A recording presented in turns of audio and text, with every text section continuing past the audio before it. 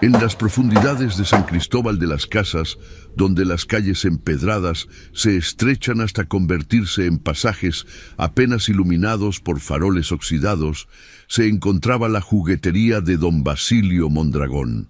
Era 1972, y mientras México celebraba sus logros olímpicos recientes y abrazaba la modernidad, este rincón de Chiapas permanecía anclado en tradiciones antiguas y secretos enterrados bajo capas de tiempo. El establecimiento destacaba entre las fachadas coloniales por su puerta de madera labrada, y el escaparate donde muñecas de porcelana y títeres artesanales parecían observar a los transeúntes con ojos vidriosos que reflejaban las luces parpadeantes del interior. Muchos juraban que esos ojos seguían sus movimientos cuando pasaban frente al negocio. Don Basilio era un hombre de 60 y tantos años, de piel curtida como cuero viejo y manos manchadas con tintes y barnices que ningún jabón lograba eliminar completamente. Su rostro, surcado por arrugas profundas, rara vez mostraba emoción alguna, excepto cuando terminaba una nueva creación. La gente del pueblo le tenía un respeto mezclado con temor, especialmente porque nadie sabía realmente de dónde había venido 20 años atrás. «Los mejores juguetes de todo Chiapas», murmuraba con orgullo mientras pasaba sus dedos nudosos por el cabello de una muñeca recién terminada. «Tienen vida propia». Teresa Gutiérrez, maestra de la escuela local, observaba con curiosidad el taller desde la acera de enfrente. Había algo en aquella tienda que la atraía y repelía simultáneamente. Los niños de su clase hablaban de las muñecas de don Basilio con una mezcla de fascinación y miedo. Según contaban, ningún otro juguete se movía tan naturalmente ni tenía colores tan vivos. «Es porque usa materiales especiales», decían los pequeños en susurros durante el recreo. «Mi abuela dice que hay magia tzetzal en esos muñecos». Aquella tarde de noviembre, mientras la neblina comenzaba a descender sobre San Cristóbal como un manto gris, Teresa decidió visitar la juguetería. El tintineo de la campana anunció su llegada, pero nadie apareció para atenderla. El olor a madera, barniz y algo más, algo metálico y dulzón, impregnaba el aire. «¿Don Basilio?», llamó, avanzando entre estanterías repletas de creaciones artesanales. Un ruido sordo proveniente de la trastienda la sobresaltó. Parecía el llanto ahogado de un niño, pero se desvaneció tan rápidamente que Teresa pensó haberlo imaginado. Cuando estaba a punto de marcharse, el artesano apareció desde una puerta oculta tras una cortina de cuentas. «Disculpe la demora, señorita maestra», dijo con voz rasposa. «Estaba terminando un encargo especial». Teresa notó manchas oscuras en su delantal, como salpicaduras de pintura roja. Había algo en la mirada del hombre que le provocó un escalofrío involuntario. «He venido porque quería ver sus creaciones», explicó, intentando mantener la compostura. «Los niños hablan maravillas de sus muñecos». Don Basilio sonrió, revelando dientes amarillentos. «Los niños saben apreciar lo auténtico, señorita. A diferencia de esos juguetes industriales que están llegando de la capital, mis creaciones tienen alma». Mientras recorría la tienda, Teresa no podía quitarse la sensación de que los ojos de las muñecas la seguían. Especialmente inquietante era una colección de 5 muñecos dispuestos en una vitrina de cristal, con rasgos tan realistas que parecían fotografías tridimensionales de niños reales. «Estos son mis hijos», dijo don Basilio, acariciando el cristal de la vitrina con una ternura desconcertante. «Los más perfectos que he creado». Teresa sintió que el aire se volvía denso, casi irrespirable. Al salir apresuradamente de la tienda, no notó la mirada del artesano fija en ella, ni cómo sus manos manchadas acariciaban un sexto espacio vacío en la vitrina, como preparando un lugar para una nueva adición a su peculiar familia. El mercado municipal bullía de actividad, mientras las mujeres indígenas extendían sus coloridos textiles y los vendedores pregonaban frutas tropicales cuyos aromas se entremezclaban en el aire húmedo de Chiapas. Teresa caminaba entre los puestos, aún perturbada por su visita a la juguetería del día anterior. «Buenos días, doña Carmela», saludó a una anciana que vendía hierbas medicinales. La mujer, de rostro arrugado como una nuez y ojos sorprendentemente vivaces, le devolvió el saludo con una inclinación de cabeza. «La veo preocupada, maestra», observó la anciana mientras ataba manojos de hierba santa. «¿Algo perturba su espíritu?». Teresa dudó un momento antes de sentarse en el pequeño banco junto al puesto. Doña Carmela era conocida no solo por sus remedios herbales, sino por ser una de las memorias vivas del pueblo. «Ayer visité la juguetería de don Basilio», confesó en voz baja. «Hay algo inquietante en ese lugar». La anciana dejó caer el manojo de hierbas que sostenía y se persignó rápidamente. Sus ojos, antes amables, se tornaron cautelosos. «No es bueno meterse en los asuntos de ese hombre», murmuró, acercándose a Teresa. «No todos los que llegan a San Cristóbal vienen buscando paz». «¿Qué quiere decir?», preguntó Teresa, intrigada por la reacción de la mujer. Doña Carmela miró a su alrededor antes de continuar. «Don Basilio llegó hace 20 años con 5 niños, sus hijos», decía él, «pero nadie los vio crecer. Desaparecieron uno a uno, y cada vez que alguien preguntaba, él decía que los había enviado a estudiar a la ciudad». Un escalofrío recorrió la espalda de Teresa al recordar las 5 muñecas en la vitrina que el artesano había llamado sus hijos. «¿Y nadie investigó?», preguntó, incrédula. La anciana soltó una risa amarga. «En aquellos tiempos, en esta región, las autoridades apenas venían por estos rumbos, y cuando lo hacían, un billete bien colocado cerraba cualquier pregunta incómoda». Teresa recordó el olor metálico y dulzón de la tienda, las manchas en el delantal del artesano y aquel llanto ahogado que creyó escuchar. Una idea terrible comenzaba a formarse en su mente. «Hay más», continuó doña Carmela, bajando aún más la voz. «Cada vez que desaparecía uno de sus hijos, aparecía una nueva muñeca en su tienda, una muñeca tan perfecta que parecía tener vida propia». «Eso es imposible», balbuceó Teresa, aunque las palabras de la anciana resonaban con las inquietantes sensaciones que había experimentado en la juguetería. «Mi prima Soledad trabajó para él un tiempo, limpiando el taller», prosiguió doña Carmela. «Un día encontró un cuaderno con fórmulas extrañas. Hablaban de conservar la esencia vital en la madera y la porcelana, de transferir el alma mediante rituales antiguos. Al día siguiente, don Basilio la despidió sin explicación. El mercado seguía con su bullicio habitual, pero Teresa sentía como si estuviera sumergida bajo el agua, los sonidos amortiguados por el latido acelerado de su corazón. «También están los niños desaparecidos», añadió la anciana después de un momento de silencio. «¿Qué niños?», preguntó Teresa, temiendo ya la respuesta. «Cada pocos años, algún niño del pueblo desaparece, siempre los más hermosos, los más perfectos.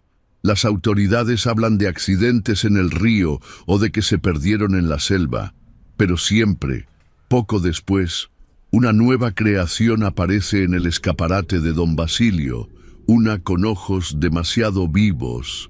Teresa recordó a Miguel Ángel, un estudiante que había dejado de asistir a clases hacía 3 meses. Sus padres, trabajadores migrantes, habían dicho que se lo habían llevado a Tuxtla Gutiérrez. Pero ahora, las palabras de doña Carmela arrojaban una sombra siniestra sobre aquella explicación.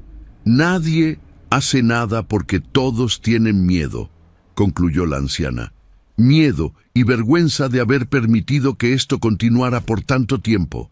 Al despedirse, doña Carmela le entregó un pequeño amuleto de jade. «Llévelo cerca del corazón, maestra. La protegerá si decide seguir indagando. Pero le advierto, Hay secretos que, una vez descubiertos, no permiten que uno siga viviendo en paz. Teresa caminó de regreso a su pequeña casa, sintiendo que los ojos de las muñecas del escaparate la seguían desde la distancia. Aquella noche, por primera vez en años, cerró todas las ventanas y puso una silla contra la puerta antes de intentar, sin éxito, conciliar el sueño. La escuela primaria Benito Juárez era un edificio modesto de paredes encaladas y techo de tejas rojizas, rodeado por un patio de tierra donde los niños jugaban durante el recreo. Teresa pasaba lista aquella mañana de lunes cuando notó la ausencia de Luis Domínguez, un niño de 10 años de brillante sonrisa y extraordinaria habilidad para el dibujo. ¿Alguien sabe por qué no vino Luisito hoy?, preguntó, intentando que su voz sonara casual, a pesar de la inquietud que comenzaba a formarse en su interior. Los niños intercambiaron miradas, hasta que Josefina, la mejor amiga de Luis, levantó tímidamente la mano. «Maestra, ayer vi a Luisito hablando con don Basilio cerca del parque. El señor le estaba mostrando un títere y le dijo que en su taller tenía muchos más». El lápiz que Teresa sostenía se quebró entre sus dedos. Intentó mantener la calma mientras asignaba ejercicios de matemáticas a la clase, pero su mente trabajaba frenéticamente. Tan pronto como sonó la campana del recreo, se dirigió a casa de los Domínguez en la calle Insurgentes. La madre de Luis, doña Esperanza, la recibió con ojos enrojecidos por el llanto. «No ha vuelto desde ayer por la tarde, maestra», explicó la mujer, retorciendo nerviosamente su delantal. «Salió a jugar después de la misa y nunca regresó. Mi esposo está con la policía, pero ya sabe cómo son. Dicen que probablemente se fugó o se perdió en el bosque». Teresa pensó en las palabras de doña Carmela en el mercado. ¿Ha notado algo inusual últimamente? ¿Algún extraño hablando con Luis? La mujer pareció dudar. «Bueno, hace unos días Luis vino muy emocionado diciendo que el señor de los juguetes le había ofrecido trabajar como aprendiz. Le dije que ni pensarlo, que primero tenía que terminar la escuela». El corazón de Teresa dio un vuelco. ¿El señor de los juguetes se refiere a don Basilio Mondragón? Doña Esperanza asintió. Luis siempre se quedaba embobado mirando esos muñecos en el escaparate. Decía que parecían tener vida propia, pero nunca imaginé. La mujer rompió en llanto nuevamente. Teresa la consoló lo mejor que pudo, prometiendo hacer todo lo posible por encontrar a Luisito, aunque un presentimiento oscuro le decía que podría ser demasiado tarde. Esa misma tarde, en un arranque de valor o temeridad, Teresa se dirigió a la comisaría local. El oficial Jiménez, un hombre de mediana edad con bigote espeso y uniforme siempre impecable, la recibió con cortesía distante. «Ya estamos buscando al niño, maestra», le aseguró. «Pero usted sabe cómo son los muchachos. Probablemente se fue a pescar al río y se le hizo tarde para volver». «Oficial, tengo razones para creer que don Basilio Mondragón podría estar involucrado en esta y otras desapariciones», dijo Teresa, reuniendo todo su coraje. El rostro del policía cambió sutilmente, una mezcla de irritación y algo más. ¿Miedo?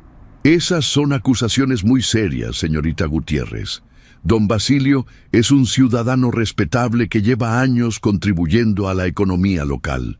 Pero los rumores sobre los niños desaparecidos son exactamente eso. Rumores, la interrumpió. Propios de pueblos pequeños donde la gente tiene demasiado tiempo libre para inventar historias. Teresa notó un pequeño muñeco tallado en madera sobre el escritorio del oficial, un trabajo exquisito, con detalles imposibles para cualquier artesano común. «Bonito muñeco», comentó señalándolo. «Parece obra de don Basilio». El oficial Jiménez cubrió el muñeco con unos papeles, visiblemente incómodo. «Mi hija está enferma desde hace años. Don Basilio le regala estos juguetes para alegrarle los días. Es un hombre generoso». Teresa comprendió entonces que no obtendría ayuda de las autoridades. El artesano había tejido una red de complicidad y silencio, comprando voluntades con sus creaciones sobrenaturalmente perfectas. Al salir de la comisaría, Teresa tomó una decisión. Si nadie más iba a investigar, ella tendría que hacerlo. Por Luisito y por todos los niños que habían desaparecido antes que él.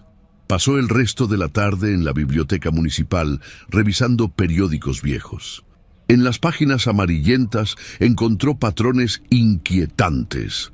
Breves menciones de niños desaparecidos a lo largo de 2 décadas, siempre descritos como accidentes o fugas.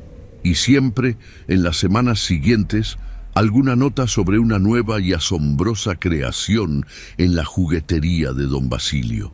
Al anochecer, mientras regresaba a casa, Teresa pasó frente a la juguetería. Las luces del interior proyectaban sombras danzantes sobre el pavimento y creyó escuchar el sonido de herramientas trabajando la madera. En el escaparate algo captó su atención. Un nuevo muñeco en proceso cubierto parcialmente por un paño. Lo poco que podía verse era un rostro a medio terminar que guardaba un parecido perturbador con Luisito Domínguez. Los días siguientes transcurrieron en una bruma de tensión y miedo. La búsqueda de Luisito continuaba oficialmente, pero con cada hora que pasaba, Teresa veía cómo la esperanza se desvanecía en los ojos de doña Esperanza. Los voluntarios regresaban cansados y cabizbajos tras rastrear el bosque circundante, y las autoridades comenzaban a hablar de aceptar la dolorosa realidad. Teresa no podía dormir. Cada noche, las imágenes de niños transformados en muñecos atormentaban sus sueños. Durante el día, observaba obsesivamente la juguetería desde la ventana de la escuela, tomando nota de quién entraba y salía, intentando descifrar los horarios de don Basilio. Fue Marcela, la cocinera de la escuela, quien le proporcionó inadvertidamente una información crucial. «Mi hermano trabaja repartiendo mercancía en la madrugada», comentó mientras servía el almuerzo. «Dice que el viejo Basilio siempre recibe entregas los jueves a las 3 de la mañana. Cajas grandes que llegan en un camión de Tuxtla. Muy raro el horario, ¿no cree?». Teresa comprendió que era su oportunidad. Aquella noche, jueves, esperaría hasta la madrugada para investigar. Era una locura, lo sabía. Pero el recuerdo del rostro incompleto de aquel muñeco, tan parecido a Luisito, la impulsaba a actuar. Se vistió completamente de negro y esperó hasta que el pueblo quedó en silencio. San Cristóbal, normalmente bullicioso durante el día, se transformaba por la noche en un laberinto de sombras y ecos distantes. A las 2:30 de la mañana, Teresa abandonó la seguridad de su casa. La niebla se arrastraba por las calles como un ser vivo, desdibujando los contornos de los edificios coloniales. Teresa se movía pegada a las paredes, evitando las escasas farolas. El amuleto de jade que doña Carmela le había entregado pesaba contra su pecho, un recordatorio constante del peligro que enfrentaba.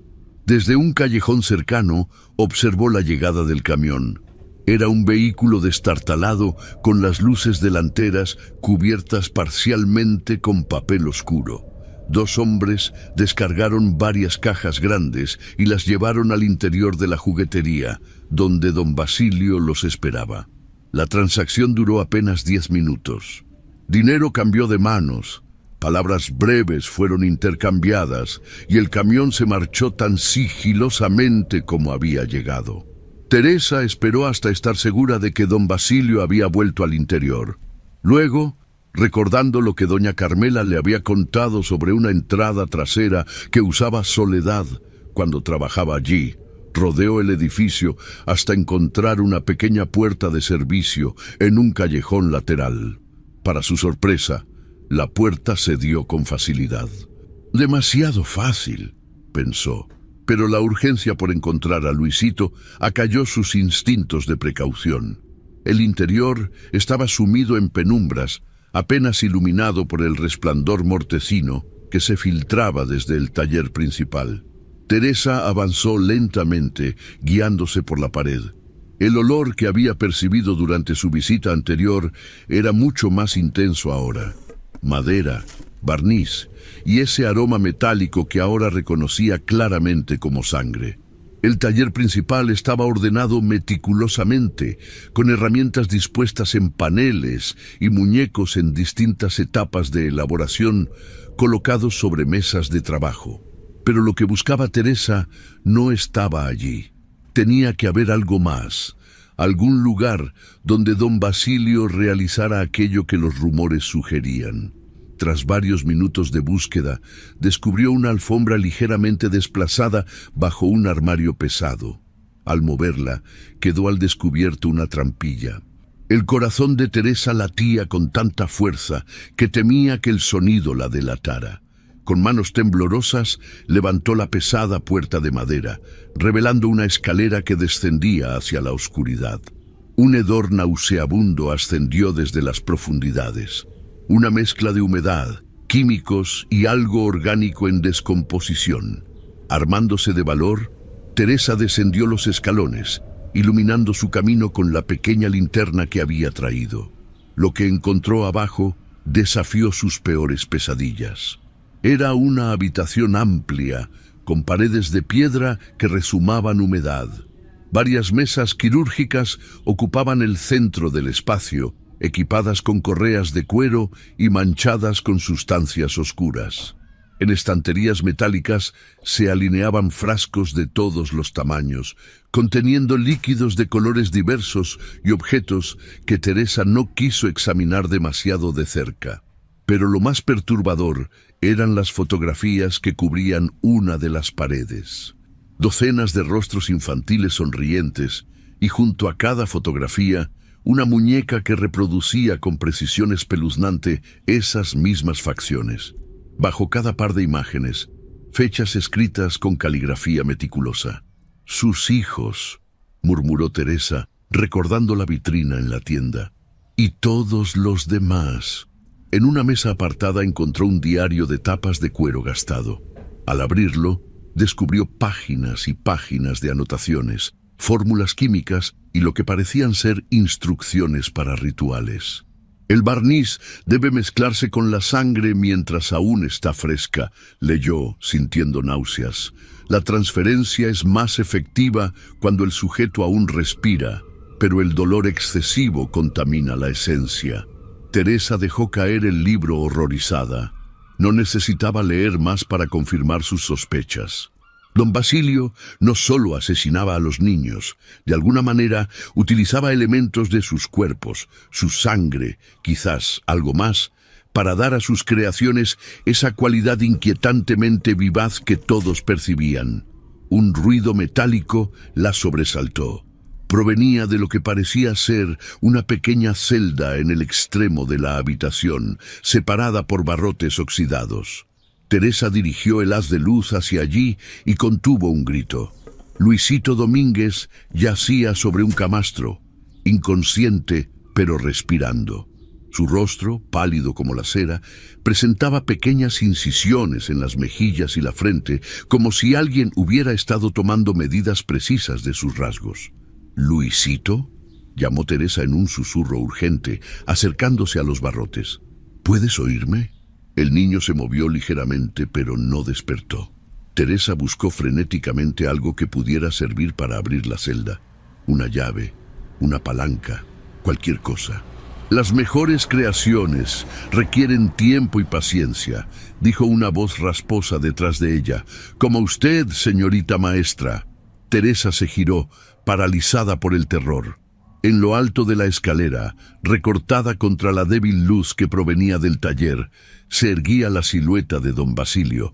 En sus manos sostenía lo que parecía ser un cuchillo de tallar, su hoja reflejando un destello siniestro.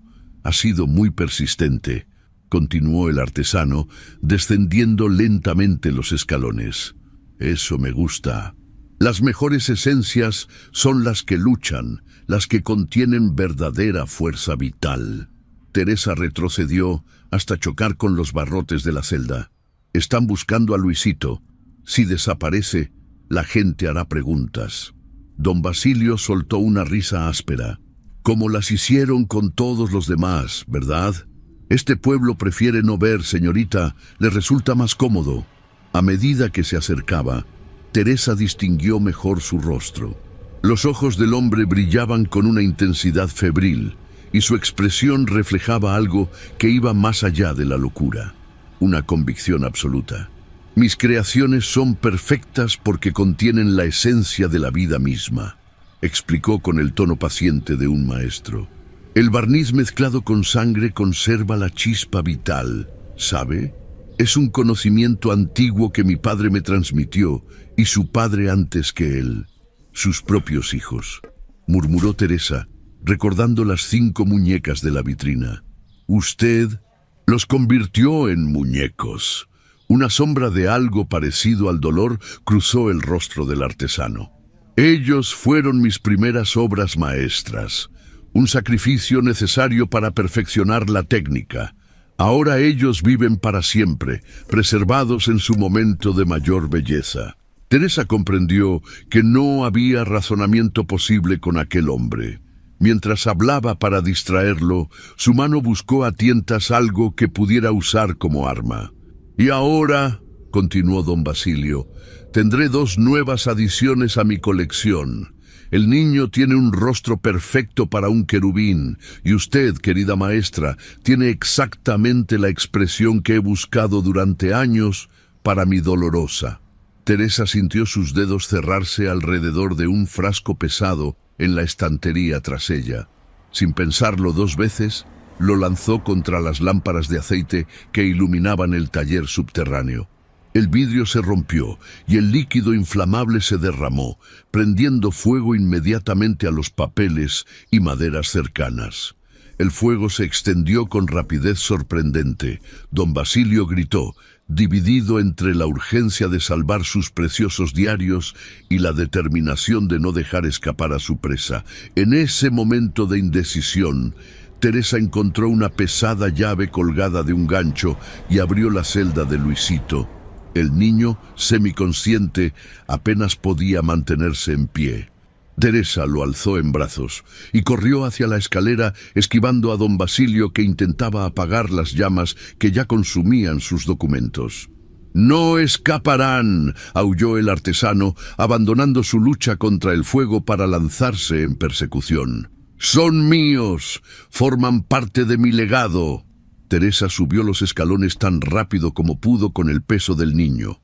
El humo comenzaba a llenar el taller superior y las llamas no tardarían en alcanzarlos. Corrió hacia la puerta principal, consciente de los pasos furiosos de don Basilio tras ella. La puerta estaba cerrada con llave. Teresa se giró, desesperada, y vio al artesano emergiendo de la trampilla, su rostro distorsionado por la rabia y la luz fluctuante del incendio que crecía bajo sus pies. «No tienen escapatoria», jadeó, avanzando hacia ellos con el cuchillo en alto. «Serán mis obras más perfectas». En ese instante, una de las vigas del techo, debilitada por el fuego que ascendía desde el sótano, se desplomó con un crujido ensordecedor. Teresa apenas tuvo tiempo de apartarse, protegiendo a Luisito con su cuerpo. La viga cayó directamente sobre don Basilio, aplastándolo contra el suelo en un grito ahogado. La juguetería entera se estaba convirtiendo en un infierno. Teresa encontró la llave de la puerta principal en un gancho cercano y consiguió abrirla. El aire fresco de la madrugada nunca le había parecido tan dulce. Mientras corría por las calles de San Cristóbal con Luisito en brazos, escuchó los gritos de alarma de los vecinos que comenzaban a despertar ante el resplandor del incendio. Pronto las campanas de la iglesia sonarían, convocando a todos a combatir el fuego. Pero Teresa sabía que era demasiado tarde para salvar la juguetería de don Basilio. Y quizás, pensó con un escalofrío mientras el amuleto de jade oscilaba contra su pecho, era mejor así. Algunas creaciones, como algunos secretos, merecían perderse para siempre en las llamas. El incendio en la juguetería de don Basilio se convirtió en el acontecimiento más comentado en San Cristóbal de las Casas en décadas. Las llamas habían devorado el edificio hasta los cimientos, dejando apenas un esqueleto carbonizado de lo que alguna vez fue una de las construcciones más antiguas del centro histórico. 2 semanas después del suceso, Teresa contemplaba los restos calcinados desde la acera opuesta. Los bomberos habían terminado de remover los escombros el día anterior, y ahora una cinta amarilla rodeaba el perímetro, advirtiendo del peligro que suponía acercarse a la estructura inestable. «Dicen que no encontraron el cuerpo», murmuró una voz a su lado. Era doña Carmela, cuyo rostro arrugado parecía haber envejecido años en las últimas semanas. «Solo cenizas y huesos carbonizados que podrían ser de cualquiera o de cualquier cosa». Teresa se estremeció. Había pasado cada noche desde el incendio, despertando sobresaltada, creyendo escuchar el raspar de herramientas de tallado fuera de su ventana. «Encontraron cosas en el sótano», continuó la anciana. «Cosas que han hecho que la policía de Tuxtla venga a investigar. El oficial Jiménez ya no parece tan dispuesto a defender a su benefactor». Era cierto. La actitud de las autoridades locales había cambiado radicalmente después de que los bomberos descubrieran el laboratorio subterráneo. Las evidencias halladas entre los escombros eran demasiado perturbadoras para ser ignoradas. Huesos pequeños con marcas de sierra, frascos con sustancias que los análisis preliminares identificaron como sangre humana preservada, fotografías de niños junto a muñecos que reproducían sus rasgos con precisión escalofriante. «Han empezado a excavar en el patio trasero», añadió doña Carmela, persignándose. «Y están revisando los casos de niños desaparecidos en toda la región durante los últimos 20 años». Teresa asintió silenciosamente. No había revelado su papel en los acontecimientos de aquella noche. Solo Luisito conocía la verdad. Y el niño, aún traumatizado, apenas hablaba. Lo único que había dicho a las autoridades era que un ángel lo había rescatado del fuego. Los padres de Luis, eternamente agradecidos, habían decidido mudarse a Tuxtla Gutiérrez para alejar a su hijo de los terribles recuerdos.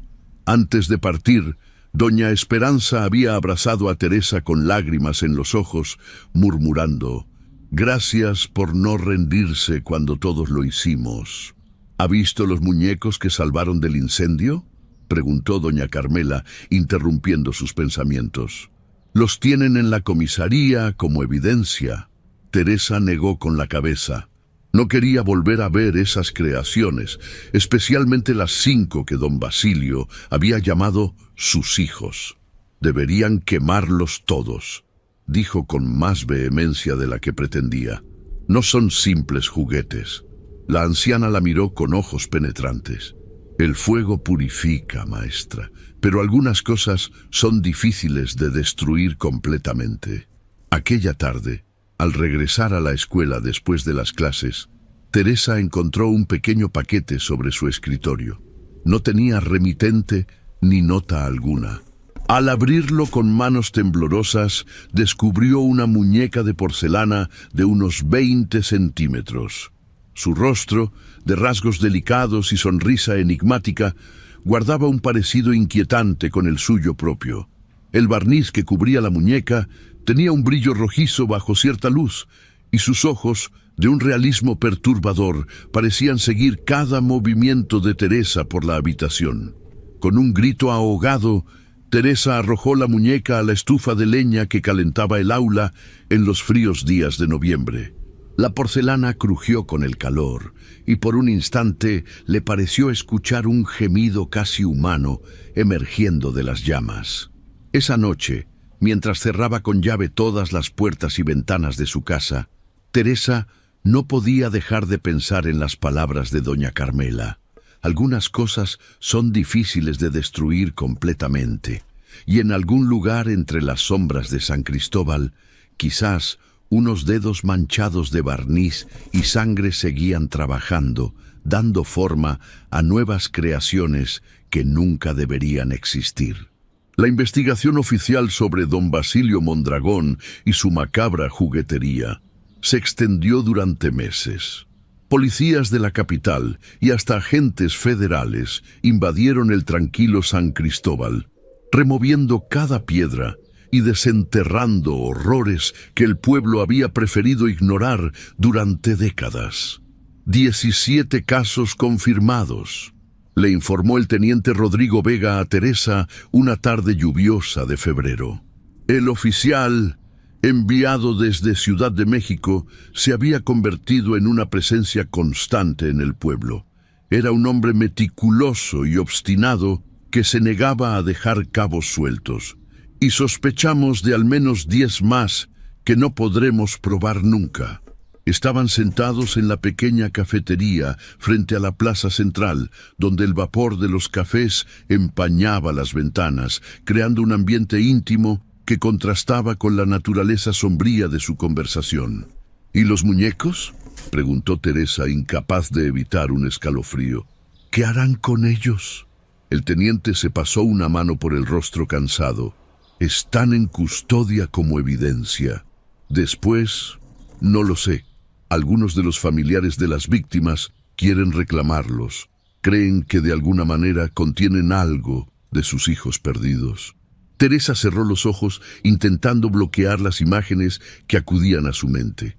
Las muñecas perfectas alineadas en vitrinas, sus ojos demasiado vivos, la sensación inquietante de ser observada por algo más que simples objetos inanimados. Deberían destruirlos a todos, insistió. No son simples objetos, son aberraciones. El teniente Vega la estudió con interés. Desde el principio había notado algo peculiar en la maestra, un conocimiento del caso que parecía ir más allá de lo que admitía, un terror visceral hacia aquellas creaciones que resultaba más personal que el simple horror ante los crímenes descubiertos. Los análisis de laboratorio son desconcertantes, confesó finalmente. El barniz contiene componentes orgánicos que nuestros técnicos no logran identificar completamente. Y hay algo en la composición de los ojos de porcelana que refleja la luz de manera inusual, casi como ojos reales, completó Teresa. El oficial asintió lentamente. Hay leyendas antiguas en muchas culturas sobre objetos que capturan parte del alma de una persona. Los tzeltales tienen historias similares. Teresa recordó el diario que había visto en el laboratorio subterráneo, las fórmulas y rituales anotados con meticulosa precisión. No eran solo asesinatos, ¿verdad? Era algo más. La ciencia no puede explicar todo lo que encontramos en ese sótano, admitió Vega, bajando la voz. Y quizás sea mejor así. Algunos conocimientos deberían permanecer enterrados. Mientras salían de la cafetería, el oficial añadió como quien no quiere la cosa.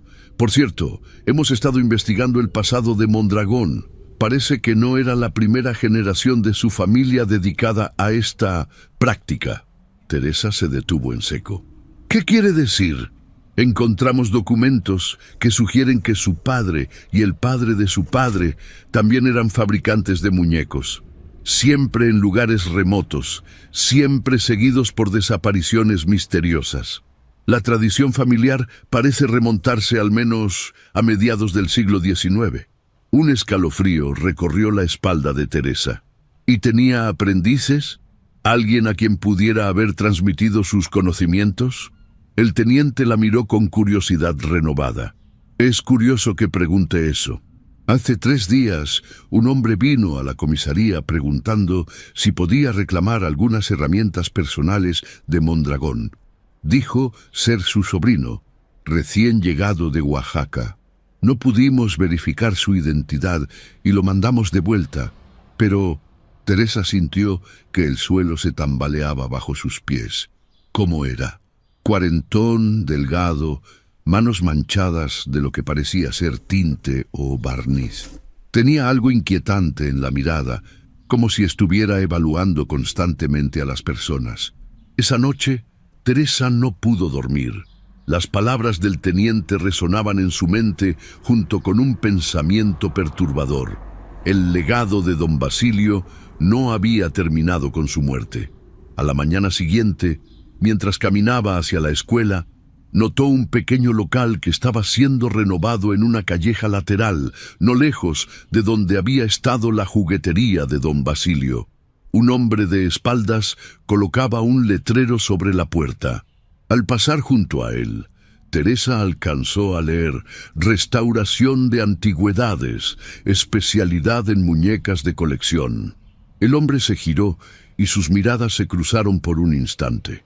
Tenía los mismos ojos intensos y evaluadores que el teniente había descrito, y sus manos, que sostenían el martillo, estaban manchadas de un tinte oscuro. Le sonrió a Teresa con una familiaridad desconcertante. «Buenos días, maestra», dijo con voz suave. «Nos volveremos a ver». Teresa apresuró el paso, sintiendo aquella mirada clavada en su espalda. Tocó instintivamente el amuleto de jade que doña Carmela le había dado y que ahora llevaba siempre consigo. El legado de don Basilio, como sus creaciones, parecía resistirse a morir en las llamas. Marzo trajo consigo lluvias torrenciales que transformaron las calles empedradas de San Cristóbal en riachuelos tumultuosos. Teresa observaba el agua golpear contra su ventana, incapaz de conciliar el sueño una vez más. Desde su encuentro con el supuesto sobrino de don Basilio, la sensación de ser vigilada no la había abandonado ni un momento. Había informado al teniente Vega sobre el nuevo negocio en la calleja lateral, pero cuando los oficiales investigaron, encontraron el local vacío, sin rastro del hombre ni del letrero que Teresa había visto. El teniente, aunque cortés, había mostrado escepticismo ante su relato. «El trauma puede manifestarse de muchas maneras», le había dicho con tono comprensivo. Quizás debería considerar tomarse un tiempo de descanso, lejos del pueblo. Pero Teresa sabía que no estaba imaginando cosas. 2 veces durante la semana anterior había encontrado pequeñas muñecas talladas en madera frente a la puerta de su casa. Y la noche anterior había despertado sobresaltada, convencida de haber escuchado el sonido de herramientas de tallado justo bajo su ventana. El reloj marcó las 3 de la madrugada cuando Teresa escuchó un golpe seco contra su puerta. Se quedó paralizada, conteniendo la respiración. Segundos después, otro golpe, y luego el inconfundible sonido de una llave girando en la cerradura. Imposible. Había cambiado todas las cerraduras después del incidente con don Basilio. Con el corazón martilleando en su pecho, Teresa buscó a tientas el teléfono para llamar a la policía. La línea estaba muerta. El sonido de pasos lentos y deliberados en el corredor la galvanizó. Agarró unas tijeras de la mesita de noche y se apresuró hacia la ventana, dispuesta a escapar si era necesario. Pero antes de alcanzarla, la puerta de su dormitorio se abrió con un chirrido. Teresa se giró, empuñando las tijeras como un arma. Lo que vio en el umbral le heló la sangre. No era el hombre que se había presentado como sobrino de don Basilio. Era una figura más pequeña, del tamaño de un niño, pero sus movimientos eran rígidos, mecánicos. A la débil luz del pasillo, Teresa distinguió el rostro de porcelana perfectamente modelado, los ojos brillantes y vidriosos, las articulaciones visibles donde la madera y el metal se unían para simular extremidades humanas. Era uno de los muñecos de don Basilio, pero se movía por sí solo. «No es posible», susurró Teresa, retrocediendo hasta que su espalda tocó la pared. El muñeco ladeó la cabeza con un movimiento antinatural. Su boca, pintada en una sonrisa eterna, no se movió, pero Teresa escuchó claramente una voz infantil que parecía emanar de algún lugar dentro de su cuerpo hueco. «Te ha estado buscando, maestra. Dice que tienes algo suyo, algo que tomaste la noche del fuego». Teresa recordó entonces el diario de tapas de cuero que había guardado instintivamente entre sus ropas mientras escapaba de la juguetería en llamas. Había intentado entregárselo al teniente Vega, pero algo Quizás el miedo a que aquellos conocimientos oscuros cayeran en las manos equivocadas se lo había impedido. En vez de eso, lo había ocultado bajo una tabla suelta del piso, en el armario. «No sé de qué hablas», mintió, apretando con más fuerza las tijeras. «Vete de mi casa». El muñeco avanzó con movimientos espasmódicos, como si quien lo controlara estuviera aprendiendo a manejar los hilos. Él dice que no se fue. Dice que nunca se irá de San Cristóbal. Esta es su casa, su lugar de poder. Teresa comprendió con horror creciente que don Basilio no había muerto en el incendio. De alguna manera había escapado y ahora estaba utilizando sus propias creaciones para perseguirla. El muñeco estiró una mano de madera hacia ella. «Ven con nosotros, maestra.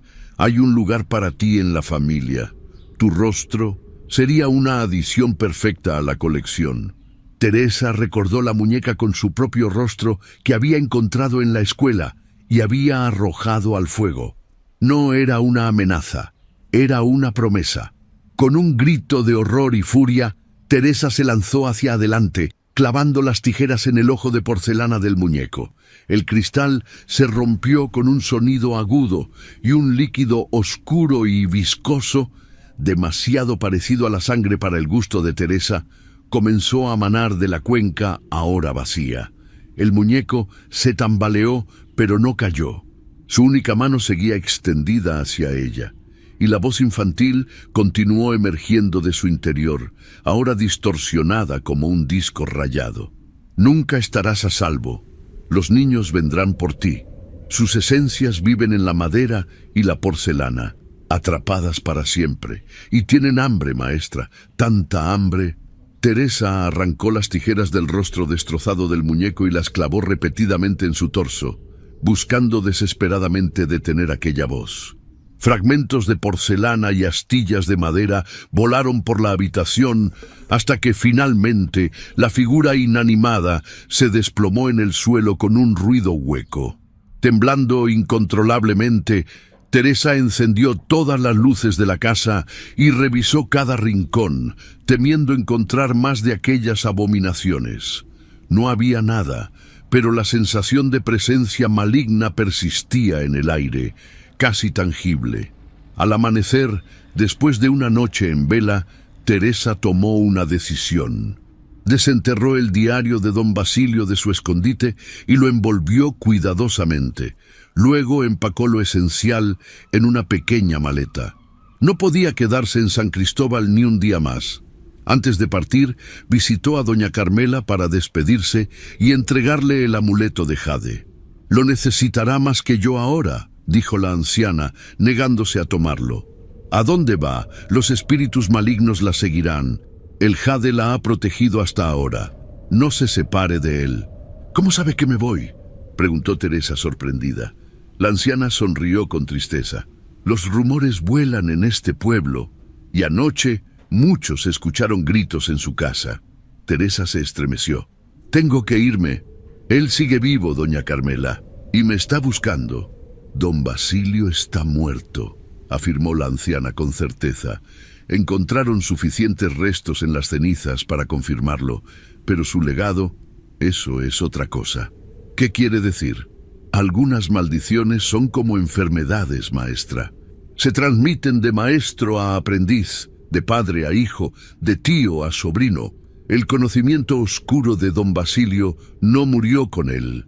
Teresa pensó en el supuesto sobrino, en el local vacío, en el muñeco que había cobrado vida en su dormitorio. «Está diciendo que hay alguien más, alguien que aprendió sus secretos». «O algo más», respondió enigmáticamente doña Carmela. «Las criaturas como don Basilio tienen formas de pervivir que escapan a nuestra comprensión». Al salir de casa de la anciana, Teresa sintió un peso opresivo sobre sus hombros. El diario que llevaba en su bolso parecía quemar a través de la tela como si exigiera ser leído, comprendido, transmitido.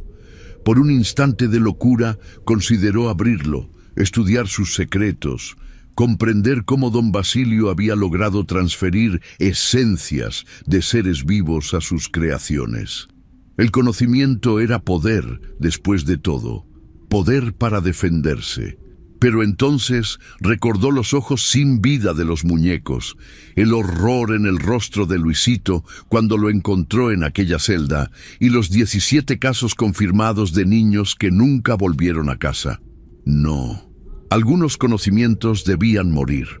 Mientras esperaba el autobús que la llevaría a Tuxtla Gutiérrez, desde donde planeaba volar a Ciudad de México para perderse entre la multitud, Teresa tomó una última decisión. Se dirigió al baño de la estación y, tras asegurarse de que estaba sola, sacó el diario y un encendedor que había comprado en el camino.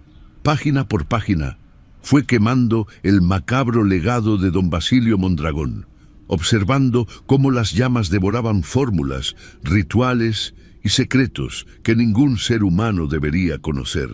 Cuando terminó, descargó las cenizas en el inodoro y tiró de la cadena, dispersando para siempre aquellos conocimientos malditos. O eso creía ella. Ciudad de México, 3 meses después. La enorme urbe resultó ser el refugio perfecto para Teresa. Entre sus millones de habitantes, en un barrio de clase media alejado del centro, había logrado encontrar cierta normalidad.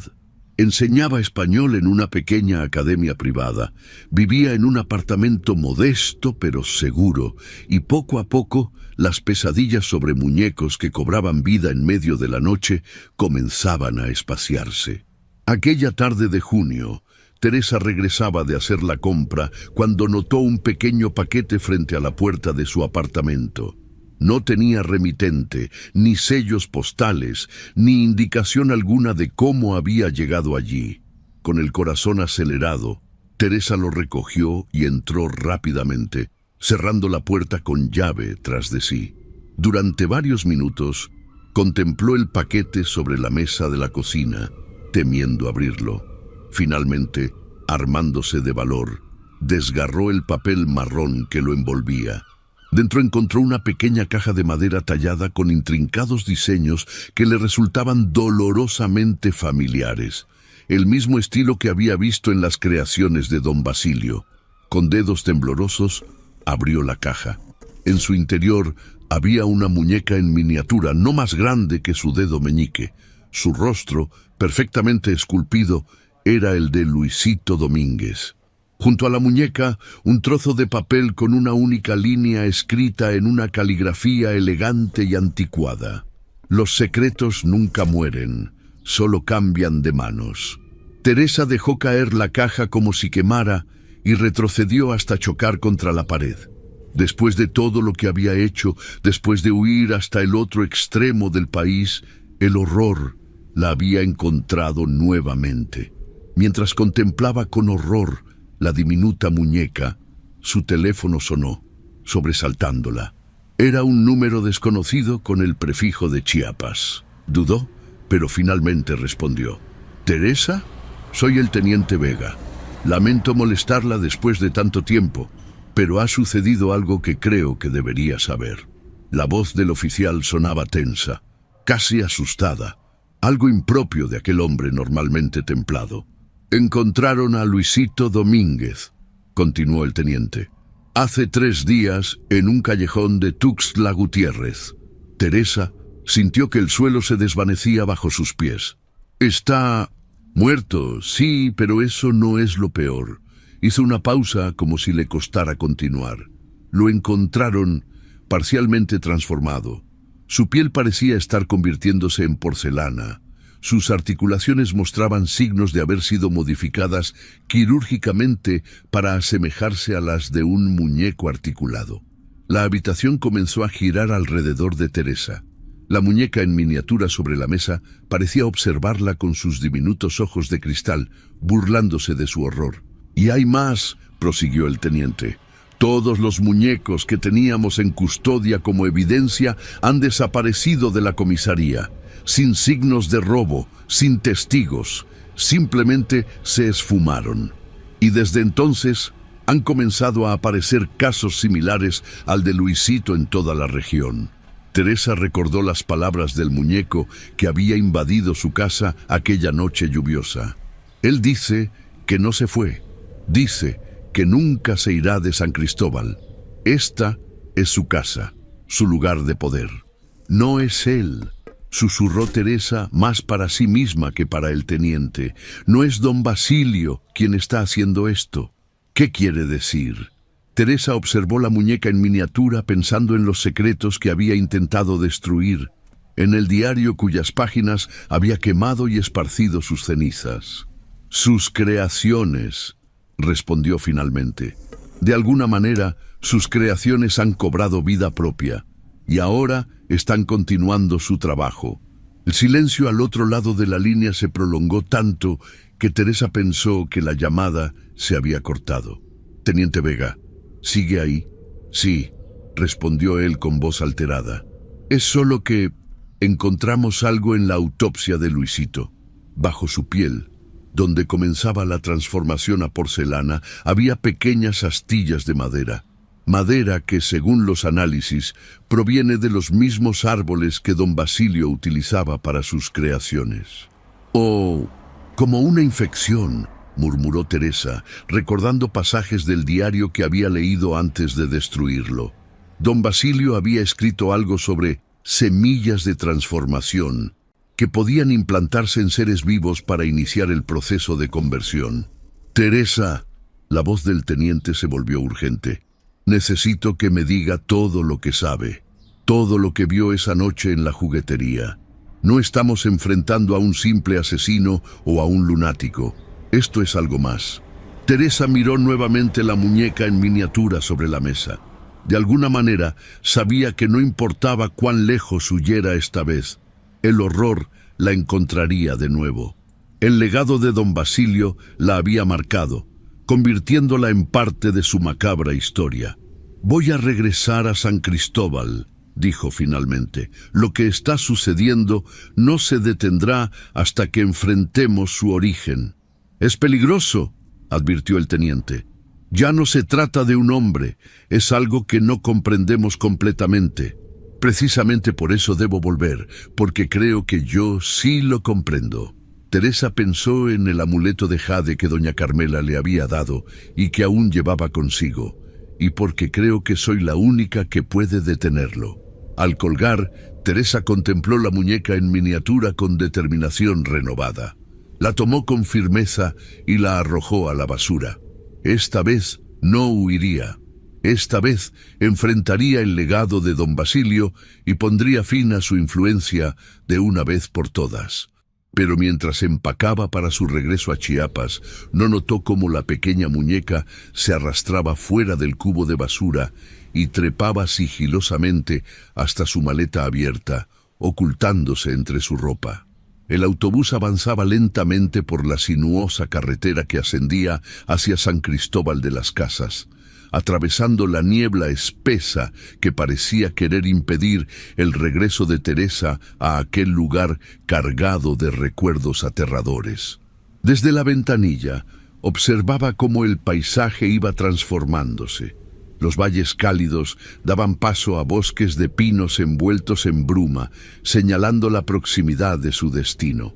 Había pasado casi medio año desde su huida, y sin embargo, la ansiedad que sentía al aproximarse al pueblo era tan intensa como si hubiera partido el día anterior. En su regazo, sus manos jugueteaban nerviosamente con el amuleto de jade, aferrándose a él como a un ancla que la mantuviera conectada a la realidad. «Última parada, San Cristóbal de las Casas», anunció el conductor mientras el autobús se detenía frente a la modesta terminal. Teresa descendió con su maleta, sintiendo el peso de las miradas curiosas de los lugareños que esperaban en la estación. San Cristóbal era un pueblo pequeño donde los rumores volaban y su regreso no pasaría desapercibido por mucho tiempo. El teniente Vega la esperaba junto a una patrulla, su rostro más delgado y tenso de lo que recordaba. Había ojeras pronunciadas bajo sus ojos, como si no hubiera dormido adecuadamente en semanas. «Gracias por venir», dijo a modo de saludo, ayudándola con su equipaje. «La situación ha empeorado desde nuestra última conversación». Mientras se dirigían hacia la comisaría, el oficial le puso al día. 3 casos más, como el de Luisito, habían aparecido. Niños encontrados con sus cuerpos parcialmente transformados en muñecos. Y lo más perturbador, adultos que habían estado en contacto con las creaciones de don Basilio comenzaban a mostrar comportamientos extraños, obsesionados con fabricar réplicas exactas de aquellos juguetes siniestros. Es como si algo se estuviera propagando, explicó Vega, apretando el volante con tanta fuerza que sus nudillos se tornaron blancos. Una especie de contagio. La comisaría había cambiado desde la última vez que Teresa la visitó. Lo que antes era un edificio somnoliento de un pueblo tranquilo, se había convertido en un centro de operaciones bullicioso. Agentes federales trabajaban junto a la policía local, y un área completa había sido acordonada con señales de peligro biológico. Estamos tratando esto como una epidemia, explicó Vega mientras la guiaba a través del caos organizado, aunque ningún patógeno conocido podría causar los efectos que estamos observando. En una sala de conferencias improvisada, Teresa se encontró con un equipo de especialistas, un antropólogo especializado en culturas mayas, un médico forense y 2 agentes de la Fiscalía Federal. La señorita Gutiérrez es quien descubrió originalmente el Laboratorio de Mondragón, los presentó Vega, y tiene información que podría ser crucial para entender lo que enfrentamos. Durante las siguientes horas, Teresa relató todo lo que recordaba del diario de don Basilio, las fórmulas que mezclaban sangre con barnices especiales, los rituales de transferencia de esencia vital, las menciones a una tradición familiar que se remontaba generaciones atrás. En las tradiciones tzeltales, comentó el antropólogo, existen leyendas sobre artesanos que podían capturar almas en objetos inanimados, pero siempre se consideraron mitos, no prácticas reales. Pues alguien encontró la manera de convertir el mito en realidad, respondió Teresa. Y lo peor es que el proceso parece haberse vuelto autónomo. Ya no necesita a don Basilio para continuar. El médico forense, que hasta entonces había permanecido callado, carraspeó para llamar la atención. Encontramos algo en las muestras de tejido de las víctimas, dijo, proyectando varias imágenes microscópicas en la pared. Una estructura molecular que no corresponde a ningún patógeno conocido. Parece una mezcla entre un hongo y un prión, pero con capacidad de reorganizar la materia orgánica a nivel celular. ¿Un parásito?, preguntó uno de los agentes federales. Algo mucho más complejo, respondió el médico. Es como si el barniz que Mondragón usaba hubiera evolucionado, convirtiéndose en una entidad semiorgánica con voluntad propia. Teresa recordó las manchas en el delantal de don Basilio, el olor metálico y dulzón del taller, la manera en que hablaba de sus creaciones como si tuvieran vida propia. No era solo un asesino, murmuró. Era un alquimista, estaba creando vida artificial. El silencio que siguió a sus palabras fue pesado, cargado de implicaciones aterradoras. ¿Cómo lo detenemos?, preguntó finalmente Vega, vocalizando la pregunta que todos tenían en mente. Necesito hablar con doña Carmela, respondió Teresa. Si alguien conoce la manera de contrarrestar esta infección, es ella. La noche había caído cuando Teresa y el teniente Vega llegaron a la modesta casa de doña Carmela en las afueras del pueblo. Para sorpresa de Teresa, la anciana parecía haberlos estado esperando, con hierbas secándose junto al fogón y una infusión ya preparada en la mesa. «Has tardado en regresar», fue su saludo, mientras les servía el té humeante en tazas de barro. «Pero los espíritus me dijeron que volverías cuando fuera necesario». Teresa explicó la situación, los nuevos casos, la naturaleza aparentemente contagiosa de la transformación, la teoría del médico forense sobre el barniz evolucionado. Doña Carmela escuchaba atentamente, asintiendo ocasionalmente como si confirmara sospechas que ya tenía. Lo que don Basilio creó no fue simplemente un método para matar y preservar, dijo finalmente. Creó una entidad, un ser que existe entre la vida y la muerte, entre lo animado y lo inanimado. Un puente entre mundos que nunca deberían tocarse. ¿Y cómo lo detenemos?, insistió Vega, impaciente. La anciana sonrió con tristeza. No se puede destruir algo que existe en dos planos simultáneamente, al menos no con métodos convencionales. Se levantó con dificultad y extrajo de un baúl antiguo un pequeño frasco que contenía un líquido ambarino, espeso como la miel, pero con reflejos rojizos que parecían moverse por voluntad propia. «Esto es Tzeltalcáatl», explicó, sosteniendo el frasco a la luz de las velas. «La sangre de la tierra. Los antiguos la usaban para purificar objetos contaminados por espíritus malignos». «¿Una especie de antídoto?», preguntó Vega, escéptico. «Más bien un neutralizador», corrigió la anciana. «Contrarresta la capacidad del barniz para mantener la conexión entre los dos mundos». Teresa tomó el frasco, sintiendo un calor extraño emanar de él. «¿Cómo lo usamos?». «Debe aplicarse directamente sobre cada muñeco. Y también…». La anciana hizo una pausa, mirando significativamente a Teresa, «sobre cualquier persona que haya estado en contacto prolongado con ellos». «¿Está sugiriendo que yo también podría estar infectada?». Teresa sintió un escalofrío recorrer su espalda. Doña Carmela tomó su mano entre las suyas, arrugadas y cálidas. «Todos los que entraron en contacto directo con las creaciones de don Basilio están en riesgo. El jade te ha protegido hasta ahora, pero no es infalible».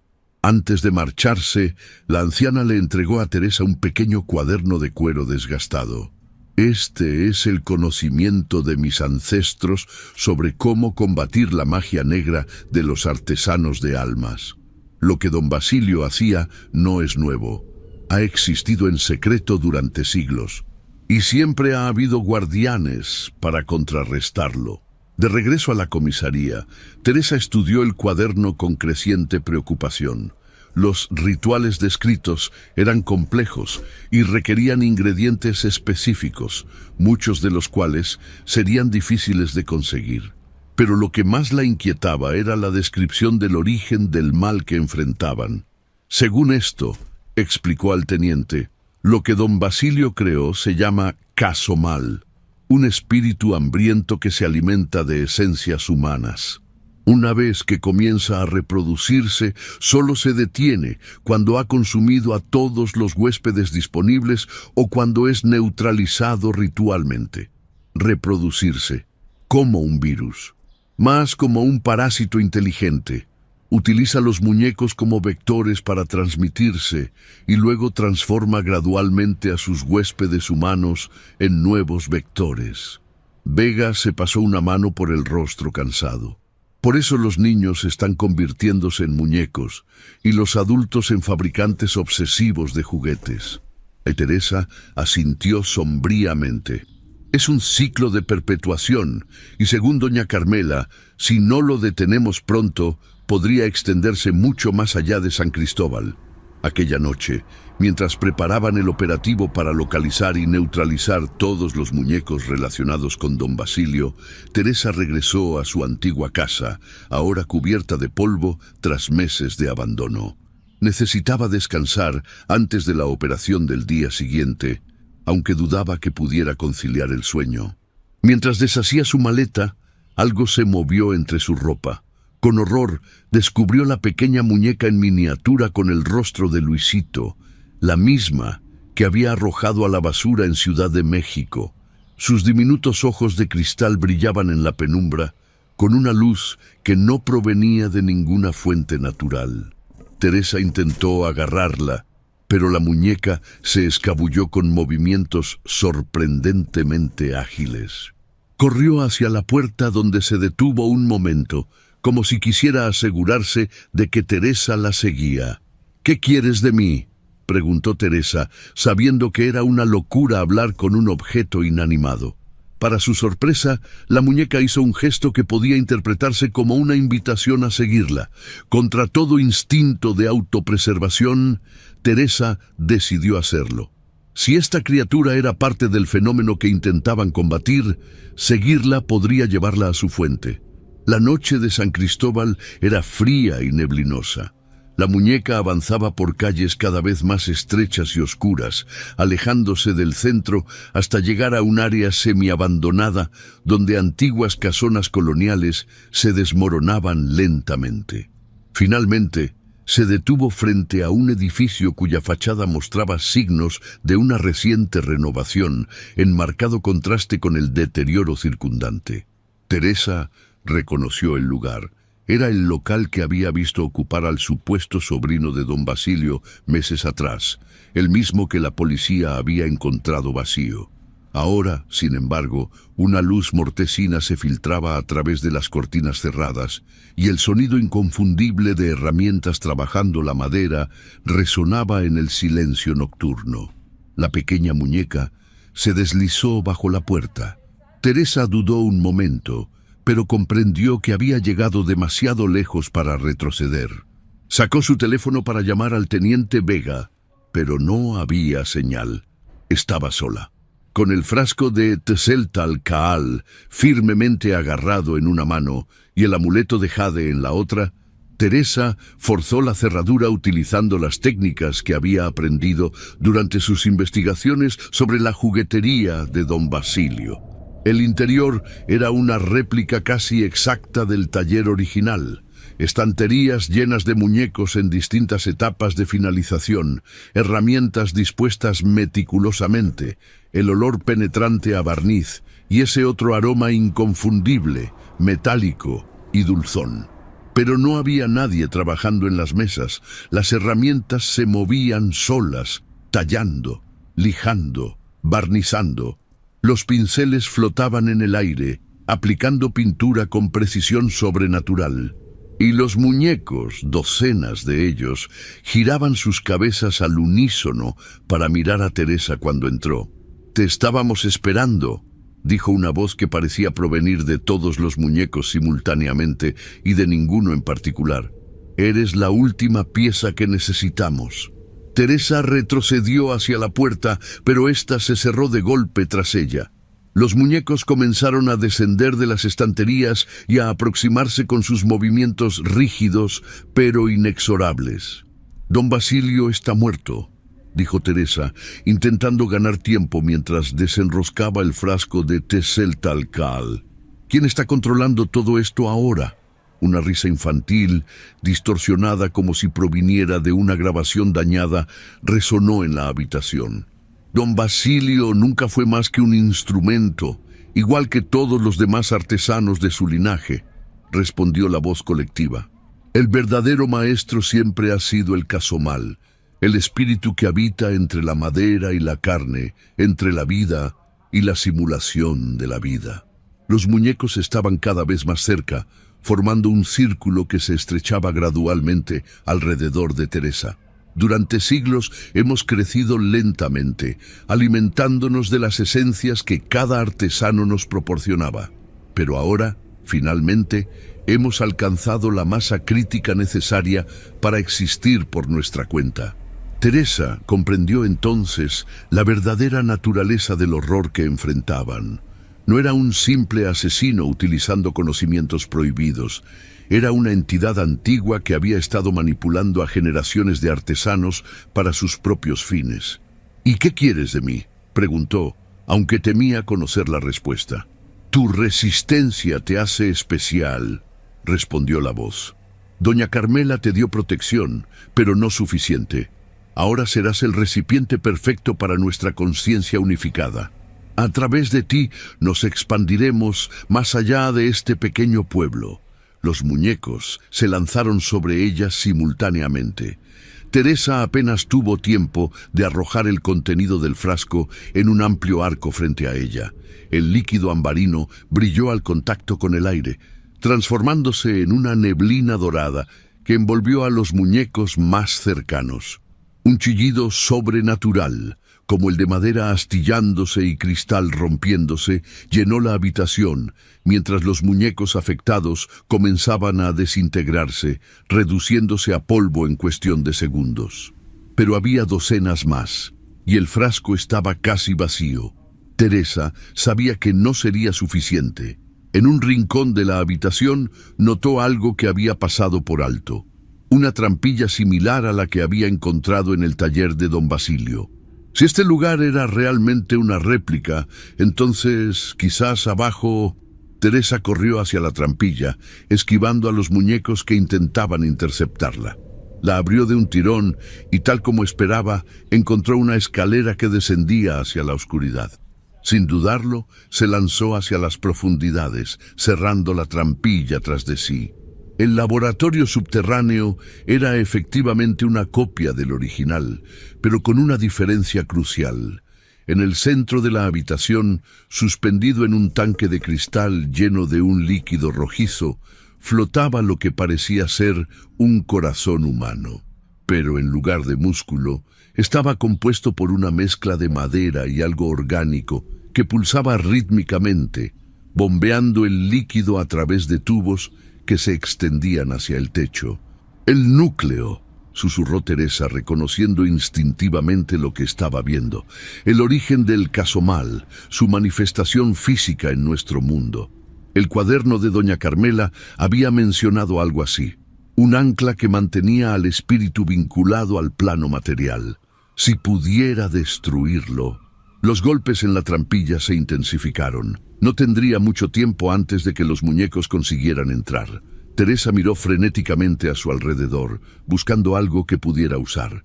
En una estantería encontró ingredientes similares a los que el cuaderno mencionaba para el ritual de purificación. Sales cristalinas, hierbas secas, tierras de colores. No era exactamente lo que necesitaba, pero tendría que bastar. Trabajando con rapidez, Teresa mezcló los componentes con las últimas gotas del Teseltal Kaal, recitando las palabras que había memorizado del cuaderno. El resultado fue una pasta espesa de color dorado que desprendía un aroma a tierra húmeda y resina de pino. Justo cuando la trampilla cedía y los primeros muñecos comenzaban a descender por la escalera, Teresa se lanzó hacia el tanque de cristal. Con todas sus fuerzas golpeó el vidrio con un atizador que había encontrado junto al horno. El tanque se resquebrajó, derramando el líquido rojizo que salpicó las paredes y el suelo. El corazón híbrido quedó expuesto, aún pulsando frenéticamente. Los muñecos se detuvieron, como si sintieran dolor. Un sonido agónico emergió de sus bocas pintadas. «No puedes destruirnos», dijo la voz colectiva, ahora más débil y fluctuante. «Somos parte de este mundo desde hace siglos. Siempre encontraremos la forma de regresar».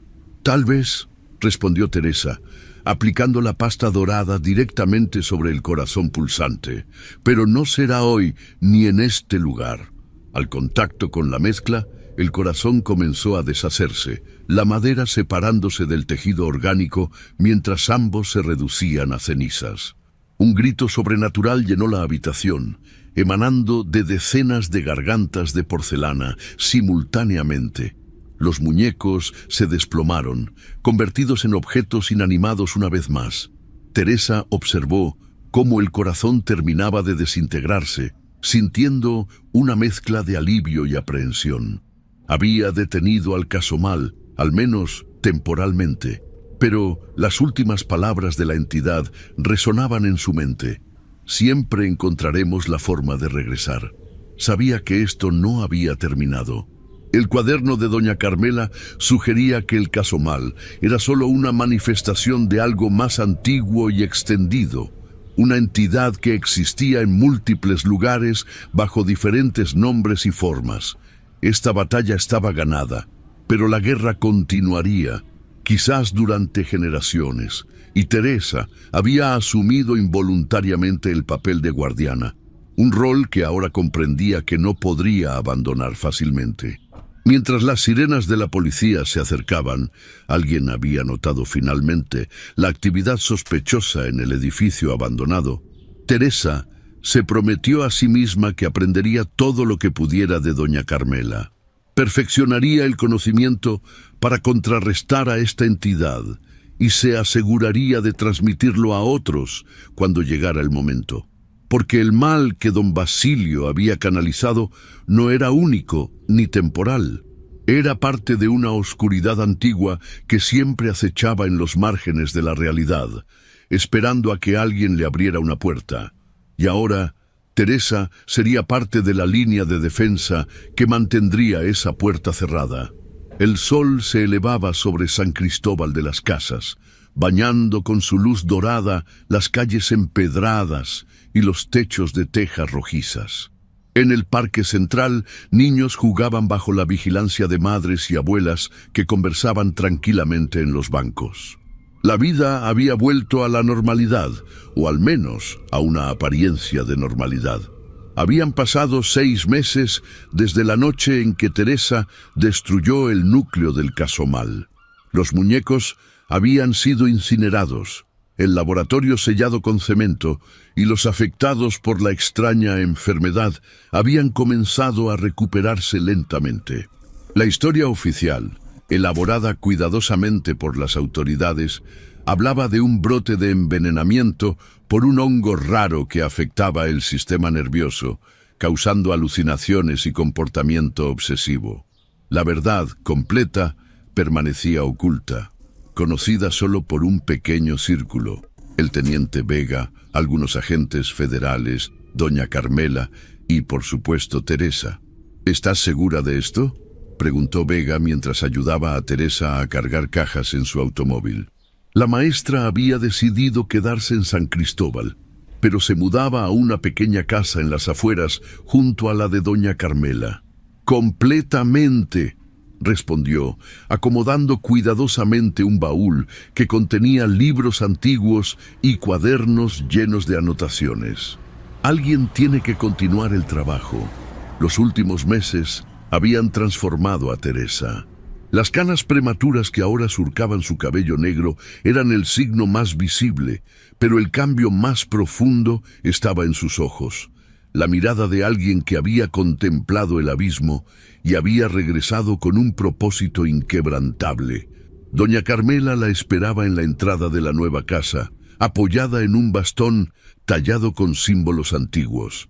«Bienvenida a tu nuevo hogar, guardiana», dijo la anciana con una sonrisa cansada. El término aún resultaba extraño para Teresa, pero cada día lo aceptaba un poco más. Según el cuaderno que doña Carmela le había entregado, los guardianes eran personas que, habiendo sobrevivido al contacto con entidades como el Casomal, desarrollaban una sensibilidad especial para detectarlas y combatirlas. «¿Crees que volverá?», preguntó Teresa mientras comenzaban a organizar lo que sería su nueva biblioteca. Una colección de textos sobre folclore mesoamericano, alquimia y los cuadernos personales de doña Carmela. «No es cuestión de si volverá, sino de cuándo», respondió la anciana con certeza. «El Casomal es solo una manifestación local de algo más grande y antiguo. Lo que destruiste era apenas un brote, una extensión. La raíz sigue existiendo». Teresa pensó en los informes que el teniente Vega recibía ocasionalmente. Casos aislados en distintas partes de México y Centroamérica que guardaban similitudes inquietantes con lo sucedido en San Cristóbal. Muñecos que parecían moverse cuando nadie los observaba. Artesanos obsesionados con crear réplicas perfectas de seres humanos, desapariciones inexplicables. «Por eso es importante lo que estamos haciendo aquí», continuó doña Carmela. «Durante siglos, guardianes como nosotras han mantenido estas manifestaciones bajo control, impidiendo que se extiendan demasiado. Es un equilibrio frágil, pero necesario». Teresa acarició distraídamente el amuleto de jade que nunca se quitaba. «¿Por qué yo? ¿Por qué me elegiste para esto?». La anciana la miró con ojos que parecían ver más allá de lo físico. «No te elegí yo. Fuiste marcada desde el momento en que entraste en la juguetería de don Basilio. Algunos dicen que los guardianes no se hacen, se revelan». Aquella noche, mientras doña Carmela le enseñaba a preparar nuevas variantes del Tzeltalcaal, adaptadas para diferentes manifestaciones del mal que combatían, Teresa reflexionaba sobre el camino que la había llevado hasta allí. Había llegado a San Cristóbal como una simple maestra, buscando un lugar tranquilo donde ejercer su vocación.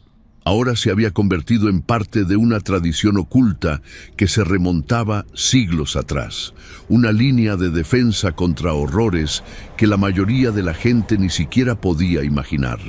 La mayoría de las personas pasan sus vidas sin ser conscientes de lo que acecha en los márgenes de la realidad, dijo doña Carmela, como si leyera sus pensamientos.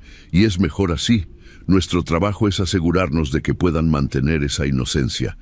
Teresa asintió, comprendiendo finalmente la magnitud de su nueva responsabilidad.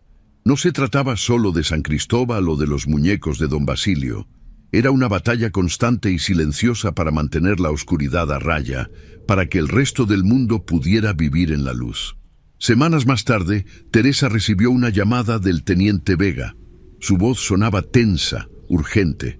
«Han encontrado algo en Oaxaca», dijo sin preámbulos. «Una tienda de antigüedades. El dueño estaba restaurando muñecas antiguas utilizando técnicas inusuales». Teresa sintió que su corazón se aceleraba. ¿Cómo de inusuales? Barniz mezclado con sangre, incisiones quirúrgicas precisas, y lo más preocupante, varios de los muñecos tienen un parecido asombroso con niños desaparecidos en la zona. Doña Carmela, que escuchaba la conversación junto a Teresa, asintió gravemente. «Ya ha comenzado de nuevo», murmuró, «más rápido de lo que esperábamos». Mientras Teresa preparaba lo necesario para el viaje a Oaxaca, amuletos, hierbas purificadoras, el precioso Tzeltalcaal, reflexionaba sobre la naturaleza cíclica de su nueva misión. El mal que combatía nunca sería completamente erradicado, solo contenido temporalmente. Cada victoria sería provisional, cada derrota potencialmente catastrófica. Pero no estaba sola. Formaba parte de una cadena de guardianes que se extendía hacia el pasado y se proyectaba hacia el futuro. «Recuerda», le dijo doña Carmela mientras se despedían, «lo que enfrentamos no es solo maldad, es el desequilibrio entre dos mundos que deben permanecer separados. Nuestra tarea es restaurar la armonía, no solo destruir». Teresa guardó estas palabras en su corazón mientras abordaba el autobús hacia Oaxaca. En su bolso llevaba el diario que había comenzado a escribir, documentando todo lo aprendido sobre el Casomal y otras entidades similares. Algún día este conocimiento pasaría a otro guardián, continuando la tradición. El camino sería largo y peligroso. Habría momentos de duda, de miedo, quizás incluso de desesperación. Pero Teresa había encontrado su verdadera vocación. No solo enseñar a los niños las materias básicas, sino proteger la inocencia misma, mantener a raya las sombras para que la luz pudiera prevalecer. Mientras el autobús dejaba atrás San Cristóbal, Teresa miró por última vez la silueta del pueblo contra el cielo del atardecer. Este lugar, marcado por el horror de don Basilio, se había convertido paradójicamente en su hogar, en el punto de partida de su nueva misión. Y aunque sabía que el mal que combatía encontraría siempre nuevas formas de manifestarse, también sabía que los guardianes como ella estarían siempre vigilantes, dispuestos a enfrentarlo una y otra vez. Porque algunas batallas nunca terminan realmente, solo se transforman como las sombras al atardecer, cambiando de forma, pero nunca desapareciendo por completo. Y en esa eterna danza entre la luz y la oscuridad, Teresa había encontrado finalmente su lugar, en el filo mismo, en la línea divisoria, como guardiana de un equilibrio frágil pero esencial para la continuidad de un mundo que, en su mayoría, permanecería felizmente ignorante de los horrores que acechaban en los márgenes de la realidad. En su maleta, cuidadosamente envuelto en un paño protector, llevaba un pequeño muñeco tallado en madera de pino. No era una de las creaciones malditas de don Basilio, sino una figura simple que ella misma había tallado, siguiendo las instrucciones de doña Carmela. Un recordatorio constante de que la línea entre la creación artística y la abominación era delgada y que su misión era mantener esa línea clara y definida. El viaje apenas comenzaba, pero Teresa estaba preparada. La juguetería de don Basilio había sido solo el primer capítulo de una historia mucho más amplia, que ahora le correspondía a ella continuar escribiendo, no con tinta sobre papel, sino con determinación, valor y la sabiduría ancestral que ahora formaba parte de su herencia como guardiana. Y mientras el autobús avanzaba hacia su próximo destino, hacia el siguiente enfrentamiento con las manifestaciones del caso mal, Teresa sintió una extraña paz interior. Por primera vez desde que todo había comenzado, sentía que estaba exactamente donde debía estar, haciendo exactamente lo que había nacido para hacer.